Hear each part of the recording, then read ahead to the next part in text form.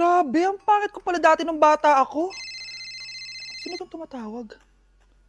Hello? Scarlett, wag kang papasok bukas sa school ha. Ha? Bakit? Sino ka ba? Basta, sundin mo na lang ako please. Ano yun? Ang weird. Oh anak, hindi ka pumasok? Opo Nay. Masakit po yung pagkaramdam ko eh. Pagaling ka anak ha. Anak, yung school mo, nasusunog. Nasusunog Nay. Totoo nga yung sinasabi ng caller kanina. Grabe, buti na lang anak hindi ka pumasok sa school ngayon. Sino na naman tumatawag na to? Hello? Sino to? Scarlett, wag kang matutulog ngayong gabi ha. Ikaw na naman? Paano mo nalalaman yung mga yan ha? Scarlett, please sundin mo na. Anak, matutulog na ako ha. Ikaw din, huwag ka na magpuyat. Sige po, Nay. Tatapusin ko lang po itong pinapanood ko. Kung hindi ako matutulog, ano namang gagawin ko buong gabi? Matutulog na lang ako. Baka niloloko lang ako ng caller na yun. Nay! Nay! Gising, Nay! Ano nangyari, anak? Binabangungot ka, Nay. Buti gising ka pa. At nagising mo ako. Sino ba talaga yung caller na yun? Sino ka ba talaga, ha? Bakit alam mo lahat ng mga masasamang mangyayari? Gusto mo ba talaga ako makilala, Scarlett? Oo, dahil hindi ako matatahimik. Magkita tayo malapit sa puno ng mangga. Hello? May tao ba dyan? Hi, Scarlett. Ikaw ba yung caller? Gusto mo ba talagang makita kung sino ako? Oo. Ako ikaw, Scarlett. Galing ako sa future. Ikaw ako? Kailangan kong ayusin yung mga nangyaring masama. Paano? Paano nangyari yun? Basta, Scarlett, ayusin mo yung mga desisyon mo sa buhay, ha? Sige na, baka mahuli pa ako ng mga humahabol sa akin. Sandali! Sino humahabol sa'yo? Anak, nakita mo ba yung cellphone ng tatay mo? Nilagay ko dun sa loob ng kabaong niya bago siya ilibing. Ha? Ba't mo naman ginawa yun, anak? May mga importante laman dun. Baka sakaling buhay pa siya para matawagan niya ako. Ay, Diyos ko talaga tong batang to.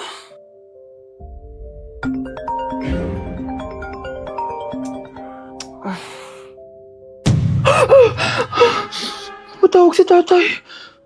Nay, kailangan natin pumunta sa sementeryo. Tumawag sa akin si tatay. Anak, pwede ba? Wala akong oras makipagbiruan sa'yo. Marami pa ako tatapusin trabaho. Pero Nay, pag di ka pa tumigil, kukunin ko yung cellphone mo. Tay, sumagot ka. Alam kong buhay ka. Sa lahat ng pwede kong makita, ikaw pa talaga. Jessica, tinatawagan ko lang tatay ko. Nababaliw ko na talaga, no? Patay na tatay mo, di ba? Baliw. Hindi, buhay siya. Ito tandaan mo, kapag hindi ka pa tumigil sa kabaliwan mo, susunod ka na sa tatay mo. Sinabihan akong baliw ni Cheska tapos sinaktan niya ako. Totoo naman, di ba? Nabuhay ka. Anak, nabalitaan mo na ba? Ha? Ang alin, Nay? Patay na si Cheska. Natagpuan siyang walang buhay dyan sa may ilog. Ano? Ay, Diyos ko, kawawang bata. Tay, sumagot ka na please. Ikaw! Ikaw ang pumatay sa anak ko! Ano? Siya nga to ng away sa akin eh. Ikaw ang huli niyang kasama. Tandaan mo to, isusunod kita sa tatay mo. Tay, hindi ko na alam gagawin ko. Sinisisi ako ng nanay ni Cheska sa pagkamatay ng anak niya. Natatakot ako. Anak, yung nanay ni Cheska. Oh, bakit, Nay? Pinatay daw. Binitin sa may puno. Ano? Nakakatakot na dito sa barangay natin, anak. Sinong pumapatay sa kanila? Nay, may tao. Sino po sila? Magandang araw po. Ako po si Detective Jason. Ako ang may hawak sa investigation case sa pagkamatay ni Cheska at ng kanyang nanay. Bakit kayo nandito? Dahil dito,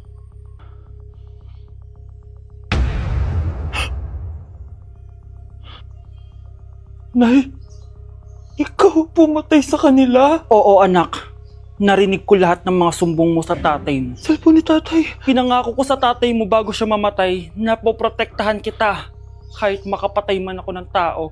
Sumama ka sa akin, ma'am, para ma-interview ka namin. Tandaan mo to, anak. Kahit nasa kulungan ako, poprotektahan kita. Tumawag ka lang.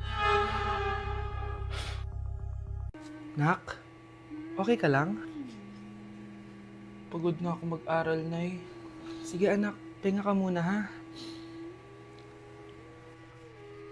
Ay! Yung niluluto ko! Anak, kain na dito!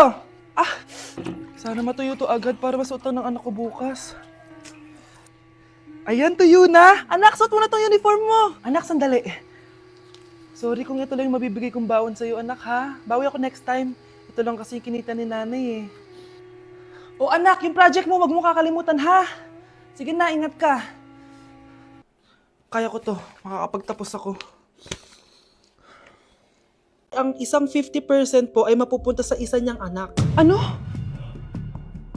Baka yan yung isa naming anak na nawala? Oo, sa amin na lang yan. Ako!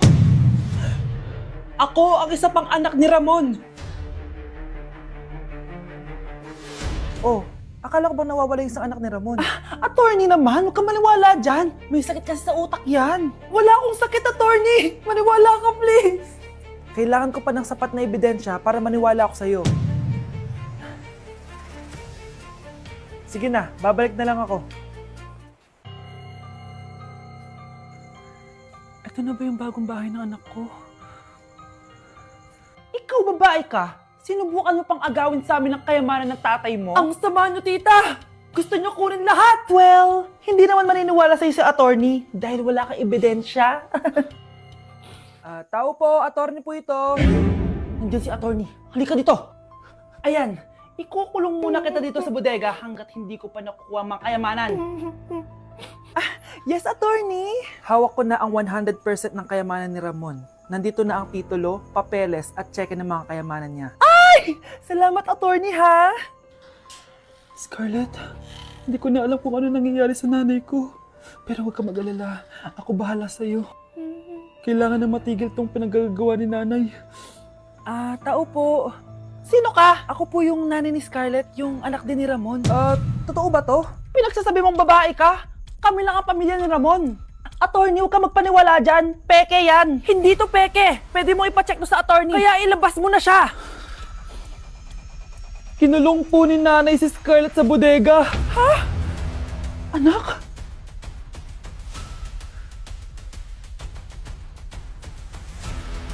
Mga anak, aalis lang ako Maglinis kayo dyan. Bye, Nay! At dahil wala na si Nanay, ako ang bago niyong boss. Kaya sundin yung mga inuutos ko, ha? O Kyle, ikaw na magugas ng mga plato doon, ha? Wow, lakas magutos, ha? Aba, nagrereklamo ka ba?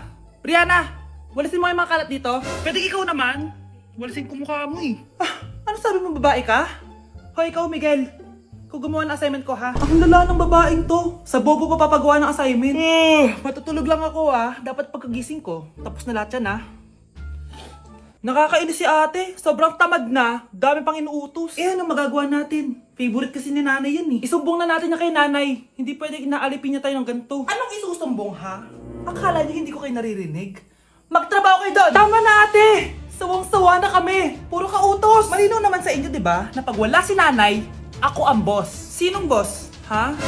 Wala, nay. Actually, kakatapos ko lang maglinis ng bahay, Lu, sinungaling. Scarlett, huwag mo na ako lokohin. Hindi naman talaga ako umalis dito. Sinisigurado ko lang kung naglilinis talaga kayong lahat. At tama nga yung sinasabi ng mga kapatid mo. Na para kang boss umasta dito sa bahay. Nay. Mga anak, kayo na bahala sa ate nyo. Utusan nyo ng utusan yan. Ate, ikaw na magugas ng mga plato dun. Eto na. Pagkatapos mo dyan, ate, maglaba ka, ha? Oo, sige. Pagkatapos mo maglaba, gawin mo yung project ko, ha? Sige, boss. Lahat ng utos nyo gagawin ko. Kinulong po ni nanay si Scarlett sa bodega. Ha? Anak? Anak?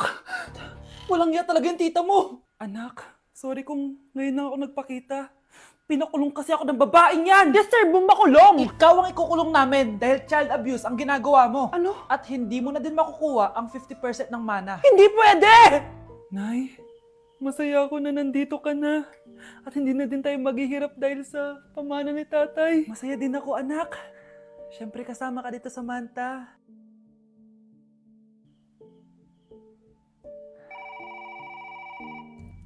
Ano ba? Bakit tawag ka ng tawag, ha? Oo, wala silang kaalam-alam. Sige na, baka mahuli pa tayo. Sa wakas, sa atin na ang mana. Maghahati tayo dito.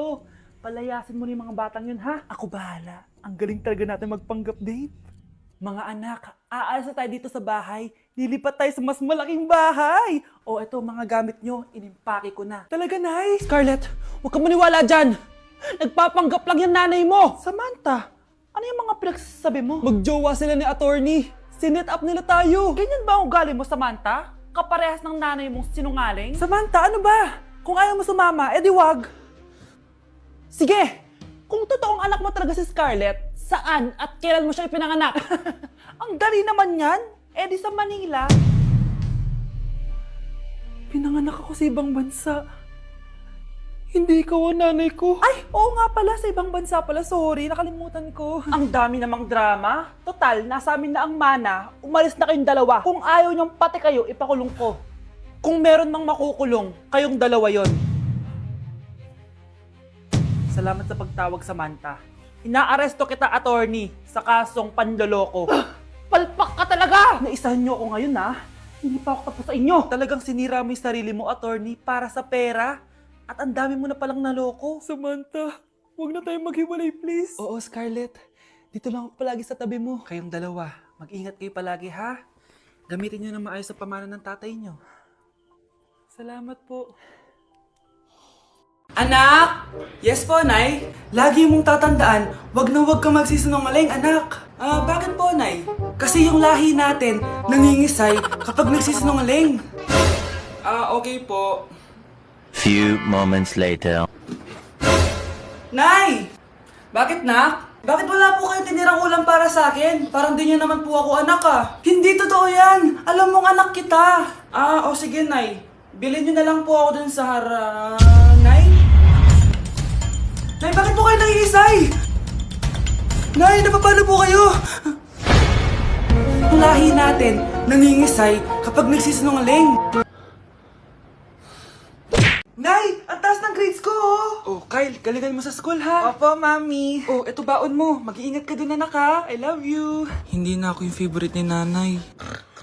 Hoy, gumising ka na. Wala katulog dyan. Nagluto kita na paborito mo ulam. Kumain ka na dun. Sige po, kakain na ako. Baka ayaw niya lang talaga sa akin. Brianna! Binilan kita na skincare mo. Alam ko kasi mahilig ka dito. Wow, Nay! The best ka talaga. Siyempre naman, anak kita eh. Namimiss ko na banding natin, Nay. Anak, tara TikTok tayo! Sige, Nay!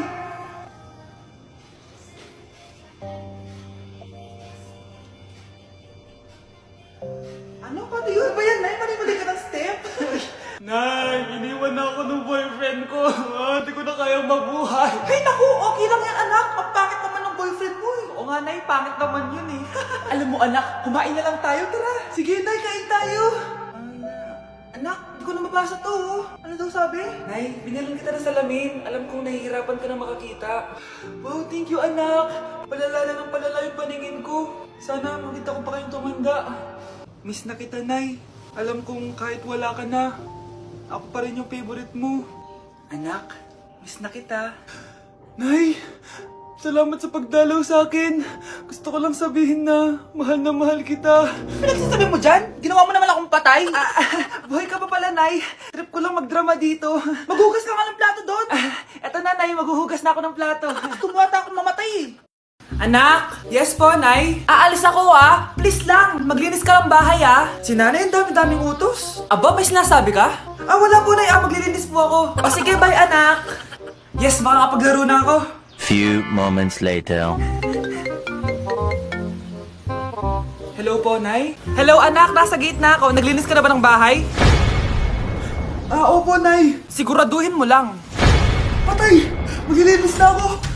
Nasaan yung walis? Nasaan na ba yun? Nasaan na yung walis? Anak? Nay! Anak, ano itong nakikita ko? Ba't ang dumi ng bahay? Nay! I can explain! Di ko na alam gagawin sa'yo, anak. Di ka naman sumusunod sa mga inuutos ko. Alam mo, mabuti pa lumayas na ako. Ayoko na dito. Ay naman kasi dami-dami niyo pong inuutos. Ayoko na din po dito. Lalayas na din po ako. Sasama po ako sa inyo. Sige, anak, tara na. Umalis na tayo dito.